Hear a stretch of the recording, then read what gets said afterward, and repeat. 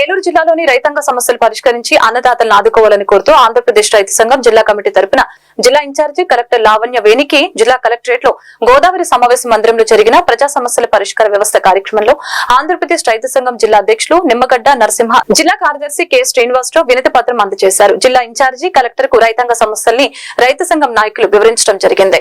జిల్లాలో రబీ ధాన్యం అమ్మిన రైతులకు ఇవ్వవలసిన 240 కోట్ల ధాన్యం బకాయి సొమ్మును నిధులు విడుదల చేయాలని కోరారు. సీడ్ మొక్కజొన్న సాగు చేస్తున్న రైతులకి విత్తన కంపెనీల నుంచి అగ్రిమెంట్స్ ఇప్పించాలని తెలియజేశారు. నూజివీడులో ఉద్యానవన శాఖ కార్యాలయం ఏర్పాటు చేయాలని అన్నారు.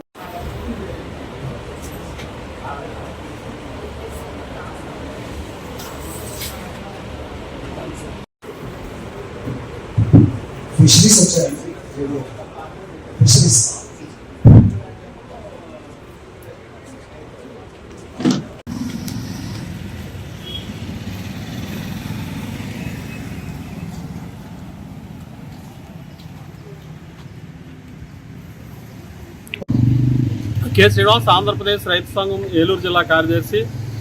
ఈరోజు ఆంధ్రప్రదేశ్ రైతు సంఘం ఏలూరు జిల్లా కమిటీ ఆధ్వర్యంలో జిల్లా కలెక్టర్ గారికి, ఇన్ఛార్జ్ కలెక్టర్ గారికి వినతిపత్రం జరిగింది.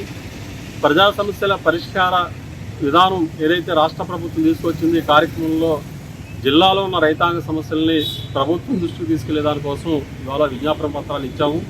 ప్రధానంగా కొత్తగా ఏర్పడిన ప్రభుత్వం రైతాంగ సమస్యల మీద దృష్టి సారించాలని, అట్లాగే రైతాంగం యొక్క సమస్యల్ని పరిష్కరించాలని చెప్పేసి ఇవాళ మేము విజ్ఞప్తి చేస్తూ ఉన్నాం. ఇవాళ రాష్ట్ర వ్యాప్తంగానే రైతు సంఘం ఆధ్వర్యంలో అన్ని జిల్లా కలెక్టరేట్లలో వినతిపత్రాలు ఇవ్వడం జరుగుతూ ఉన్నది. ఈరోజు జరిగిన ఈ కార్యక్రమంలో దాదాపు 19 రకాల సమస్యల మీద మేము విజ్ఞాపన పత్రాన్ని ఇచ్చాము. ప్రధానంగా జిల్లాలో ధాన్యం అమ్మిన రైతులకి, రబీ ధాన్యం అమ్మిన రైతులకి దాదాపు 240 కోట్ల రూపాయలు ధాన్యం బకాయిలు ఉన్నాయి. దాదాపుగా 2.5 నెలలు అయిపోతున్నా సరే ఇవాళ రైతుల ఖాతాలకు జమ కాలేదు. కాబట్టి ధాన్యం బకాయి సొమ్ముల నిధుల్ని వెంటనే విడుదల చేసి రైతులకి, కౌలు రైతులకి అందించాలని చెప్పేసి కోరుతా ఉన్నాం.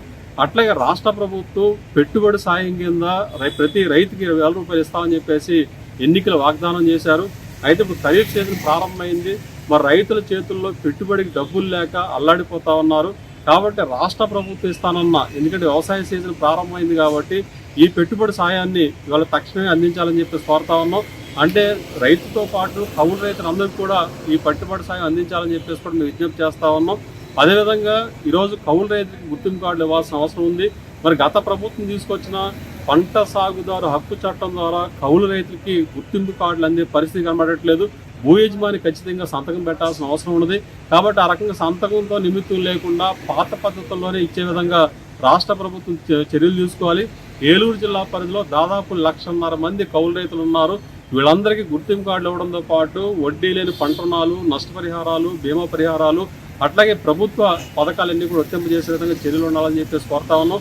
అదేవిధంగా పోలవరం ప్రాజెక్టు ఈ రాష్ట్రానికి తలమానికంగా ఉన్నది. మరి అట్లాంటి పోలవరం ప్రాజెక్టు ఏలూరు జిల్లా పరిధిలో ఉంది. అయితే పోలవరం ప్రాజెక్టు నిర్మాణాన్ని పూర్తి చేయడంతో పాటు ప్రధానంగా ఏదైతే అక్కడ నిర్వాసితులు ఉన్నారో వాళ్ళకు సంబంధించిన